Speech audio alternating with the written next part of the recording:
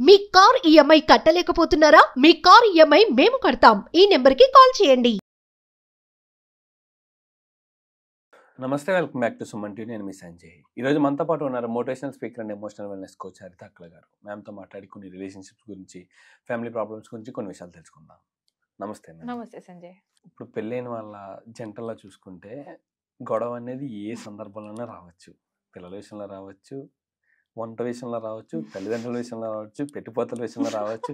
గొడవలు రావడానికి అనేక కారణాలు ఉన్నాయి.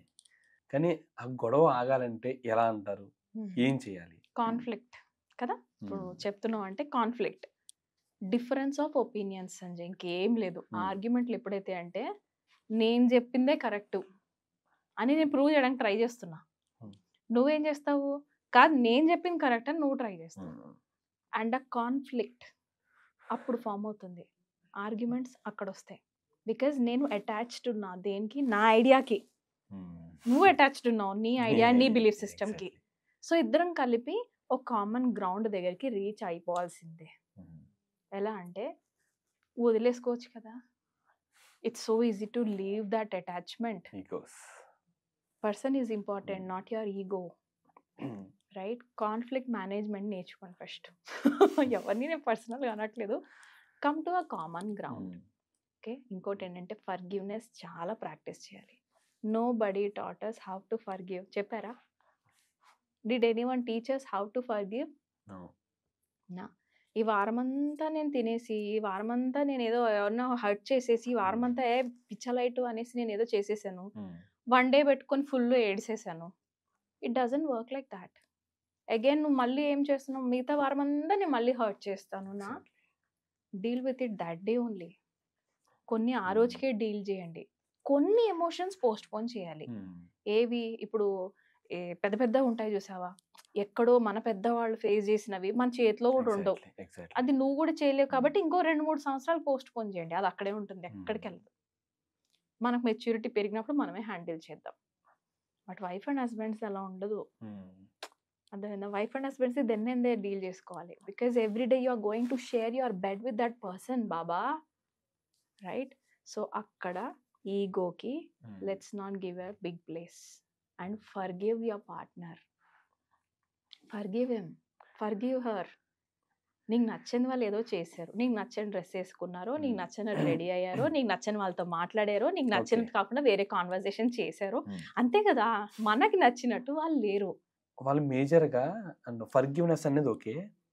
ఇవాళ గొడవ వచ్చినప్పుడు ఏం గుర్తు పెట్టుకోవాలి మేజర్గా?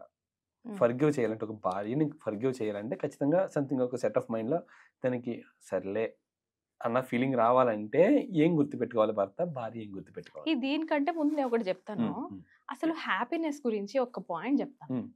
మనం హ్యాపీగా ఉండడానికి పెళ్లి చేసుకోవట్లేదు, తోడు కోసం పెళ్లి చేసుకుంటున్నాం. అంతకంటే ముందు మన హ్యాపీనెస్ ని మనం ట్రైనింగ్ ఇచ్చుకొని రావాలి. ఇక్కడ నాకు ఒకటి గుర్తొస్తుంది సంజయ్, సింథటిక్ హ్యాపీనెస్ అంటాం. ఓకే, జనరల్ గా మన బ్రెయిన్ దేనికి తయారైందంటే, నువ్వు కోరుకుంది నీకు దొరకలేదు సపోజ్, మనం కోరుకుంది దొరికేస్తే విల్ బి లైక్ ఓహో సో టూ హ్యాపీ. కానీ మన బ్రెయిన్ ఏం చేస్తుంది అంటే, ఓకే మనం కోరుకుంది దొరకకపోయినా ఏ దొరికితే అది కూడా ఏదో బిలీవ్ చేసుకొని I will be happy. Okay, ఇది నేను ఏదో అనుకున్నాను, ఇదేదో వచ్చింది, but still I'm happy ma'am అంటావా లేదు? నేను కూడా అదే చెప్తాను, ఐఎమ్ స్టిల్ హ్యాపీ అంటాం. This is how our brain balances its chemicals. That's a good thing. Law of nature ఏంటంటే it has an amazing balance Sanjay.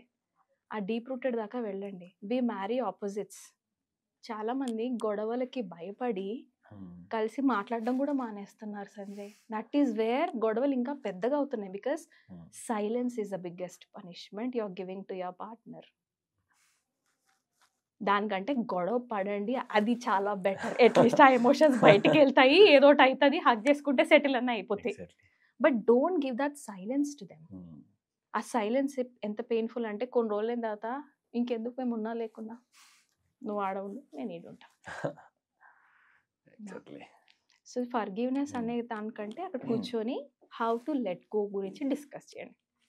ఆ టైంలో బ్రేక్ తీసుకొని, అరే కార్ పట్టుకొని ఒక 5 గంటలు ట్రావెలింగ్కి వెళ్ళలేరా సంజయ్? మనమే మన పార్ట్నర్ గురించి 10 మంది దగ్గరికి వెళ్ళి ఖరాబ్గా మాట్లాడినామో, నువ్వు మళ్ళీ ఆ 10 మంది దగ్గరికి వెళ్ళినప్పుడు నీ బాడీలో కెమికల్స్ ఏం రిలీజ్ అవుతాయి? This is a very important thing. మనం ఎప్పుడు కూడా మన పార్ట్నర్ గురించి బయట ఎక్కడ చెడు మాట్లాడరాదు. బికాజ్ నువ్వు ఏం చెప్తావో వాళ్ళ మైండ్ సెట్ కూడా దానికే వెళ్తుంది. రేపు పొద్దు నువ్వు మళ్ళీ ఫేస్ చేయాల్సింది ఏం రా నీ వైఫ్ సాగు కొడుతుందా లేదా అని అడుగుతారు.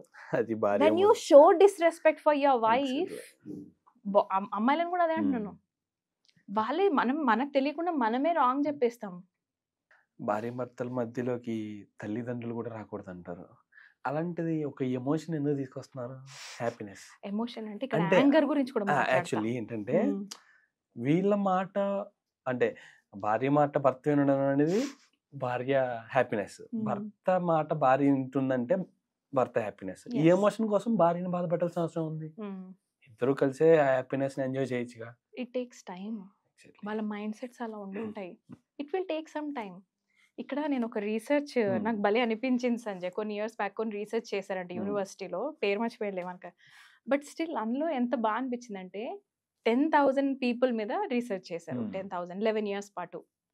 ఎవరైతే ఎక్కువ ఆర్గ్యుమెంట్ చేస్తారో 11 years లో వాళ్ళని తిరిగి వెళ్ళి చూసేసరికి, అంటే పార్ట్నర్ లేకపోతే పిల్లలతో ఆర్గ్యుమెంట్, ఓకే 4 మీద రీసెర్చ్ చేశారు. 11 years లో వాళ్ళ దగ్గరికి తిరిగి వెళ్ళి కలుద్దాం అంటే 50% మంది పోయినారంట, ఆల్రెడీ చనిపోయారు. Argument effects your health. Because there you're trying to prove, నేను ప్రూవ్ చేయాలి, ఏదో ఒకటి చేసాను సరే నేను ఇప్పుడు గెలవాలి ఆ కాన్వర్జేషన్. Don't do that. ఎందుకంటే ఆ స్ట్రెస్ వల్ల మన బాడీ కెమికల్సే చేంజ్ అవుతున్నాయి. వాళ్ళు కాదు సఫర్ అయ్యేది, ఆర్గ్యూ చేసే person is the sufferer. Don't prove, right? అమ్మో వైఫ్ అండ్ హస్బెండ్స్ది అది ఒక 5-10 నిమిషాల్లో అయిపోదు. మేమైతే ఫోన్లు ఇలా ఇలా ఇసురుకున్న రోజులు ఉన్నాయి కిందకి, అదా భరించలేక. But still we started listening to the partner. ఆయన ఏం చెప్తున్నారో నేను అసలు వినను. నేను ముందే షట్ డౌన్ చేసుకుంటే అసలు నాకు ఏం వింటానో నాకేం అర్థం కావాలి. When I already made my self that I'm right, maybe he is also right.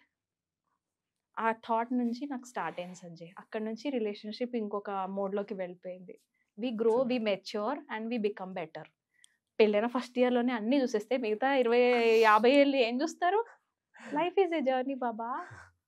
Yeah, అక్కడ డిఫైన్ చేయొద్దు, అక్కడే జడ్జ్ చేసుకొని రిలేషన్షిప్ ఇలానే ఉంటదేమో ఇంకో 10 ఏళ్ల తర్వాత అని అస్సలు అనుకోవద్దు. వెయిట్ పేషెన్స్ తో ఉండండి, కొంచెం జరా ముందుకు పోండి మీరు లైఫ్ లా.